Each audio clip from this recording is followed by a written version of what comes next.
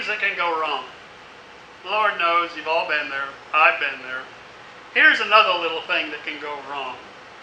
Grinding. Something that normally comes with your grinders. You know, you're either the big 7.5 inch or the 4.5 inch is the stone grinding wheels, which is pretty much the same thing as what you find on a bench grinder. Real quick, you know, takes off lots of metal. But the problem is it leaves really deep gouges, you know, gur marks I call them.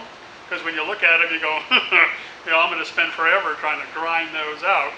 So, depending on what you're doing, you know, are you doing fast work? Are you, you know, grinding down weld? Are you grinding off paint? Are you, you know, it all depends, you know, whatever you're doing, that depends on what grit you're going to grab.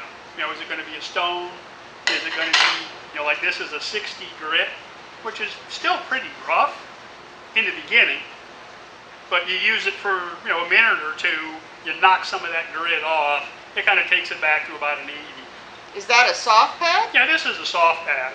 It's just like little strips of sandpaper glued to a backing. You know, and I love them because they just do a much cleaner job. They're a lot quieter, and like I say, they don't leave big gur marks. Well, this one if you get carried away. Stepping down to the little 4.5 inch. You know, I use it one-handed normally. I can hang onto my piece of metal and I can use it the other way, or I can just use both hands and just kind of, you know, do a little detail work with it. But boy, make sure you know your 40 grit or your 60 grit, or even like your 120. The 40 grit is just going to take chunks. You know, it's going to leave gouges, it's going to leave scratch marks. Now you're going to run this for a minute or two just grinding a weld. You're going to have to go to this to clean up the mess this made. And then you're going to wind up going to an 80. I don't have one. You want to go into an 80 grit to take out these scratch marks, and then finally to a 120 to take out those scratch marks. Boy, you know, make sure you start out with the right grit, you know, or the right stone, you know, for the right job. So just make sure you're using the right size grinder. You know, I do it, I admit it. You know, grab the big one. You know, I'm tired of this one, you're tired of the little one taking so long. Grab the big one, it'll get the job done quicker. And then grind holes right through the piece of 16 gauge that I'm working on, because I got in a hurry. You know, use the right size grinder for whatever you're doing. This guy, he's two-handed. You need two hands to sit there and run this thing, because it wants to just take off and go across the metal. You know, when the voice tries to use this thing, it's like somebody riding a floor buffer. You know, it kind of just chases her around the shop when she's using it. You know, the little one that she uses two-handed, like I say, I use it one-handed, kind of like a little detail grinder. This is a cutoff wheel from a abrasive chop saw. Just so happens that that hole is the same size as what's on the 7.5 inch grinder. Been there, done that. Take the guard off, put this on the 7.5 inch grinder, and use it like a portable chop saw. I have the scars on my leg still from where I slipped. This went through the jeans, it went through me. You know, it was stitches and everything else. Don't do that. Please don't do that. The 7.5 inch skill saw blades fit the 7.5 inch grinder. A lot safer. Get one of these if you're going to use it like a little portable chop saw.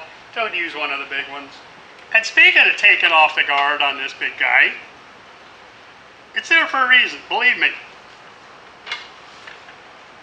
You're using it this way, the way you should, in front of you, with that guard in between you and the work. Chances are you're not going to set yourself on fire. Seen it happen. No guard, sparks going right into the shirt, set the shirt on fire. You know, they're wondering why it's getting so hot and smoky. They're burning.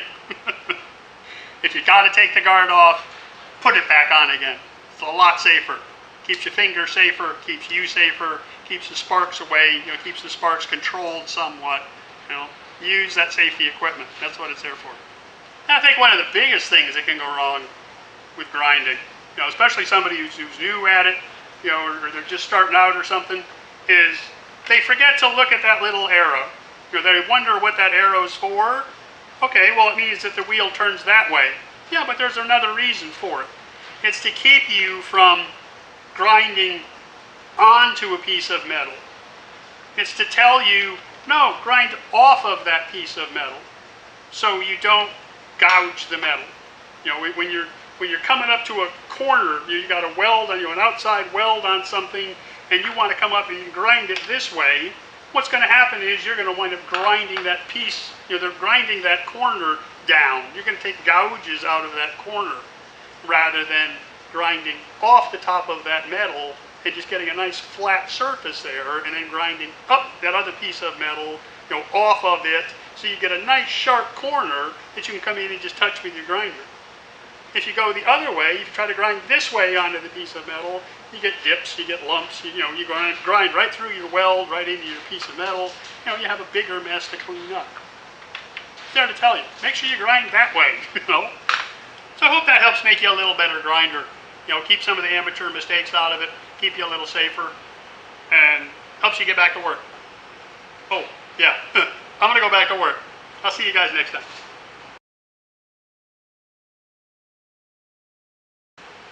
So I hope that answers your questions.